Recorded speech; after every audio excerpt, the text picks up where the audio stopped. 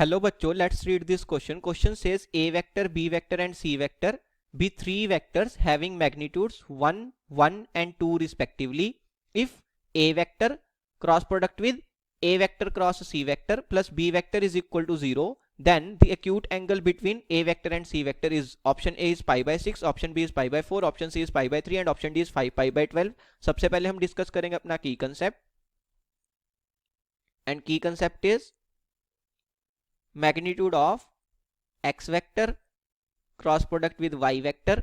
ये कितना होता है? Magnitude of x vector into magnitude of y vector into sine of alpha, where alpha is the angle between vectors x and y. अब हमें equation क्या given है? हमें इक्वेशन गिवन है a vector cross product with a vector cross c vector plus b vector equal to 0.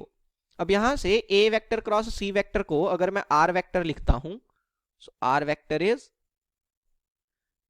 a vector cross product with c vector.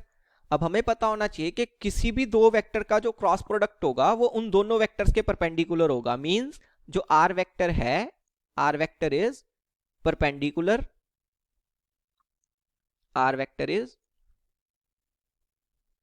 Perpendicular to both a vector and c vector. Okay, अब जो equation हमें दी हुई थी वो क्या बन जाएगी? a vector cross product with r vector, और ये जो टर्म है प्लस b वेक्टर, उसको मैं राइट हैंड साइड ले जाऊंगा तो माइनस b वेक्टर आ जाएगा. अब हम क्या करेंगे? दोनों तरफ मैग्नीट्यूड ले लेंगे, तो क्या बन जाएगा? Magnitude of a vector cross r vector is equal to magnitude of minus b vector. So magnitude of minus b vector. अब हमें पता होना चाहिए कि magnitude of minus b vector जो होगा वो मैग्नीट्यूड ऑफ b वेक्टर के इक्वल होगा, और b वेक्टर का मैग्नीट्यूड हमें गिवन है, कितना गिवन है? 1 गिवन है. So it is equal to 1. अब magnitude of a vector cross r vector हम लिख सकते हैं using our key concept, that will be magnitude of a vector into magnitude of r vector into sine of angle between a vector and r vector. अभी हमने देखा कि r vector is perpendicular to a vector, इसीलिए उन दोनों के बीच का angle कितना हो जाएगा? 90 डिग्री हो जाएगा. It is equal to 1. अब हमें मैग्नीट्यूड ऑफ a वेक्टर कितना गिवन है? 1 गिवन है, और साइन ऑफ 90 डिग्री भी कितना होता है? 1 होता है.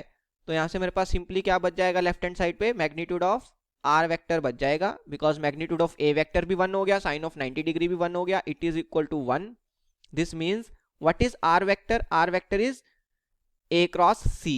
तो यहां से क्या आ गया कि magnitude of a vector cross c vector कितना होना चाहिए? 1 होना चाहिए. ये मेरे पास आ गया.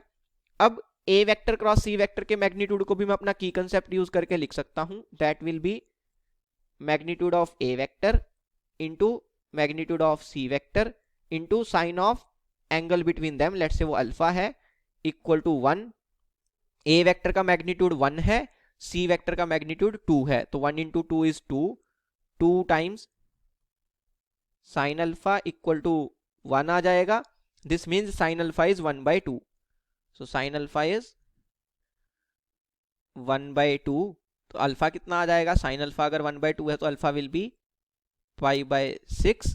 और अल्फा क्या है हमारा? Angle between vectors a and c, वही हमें निकालना था. Acute angle between a vector and c vector कितना आ गया? π/6.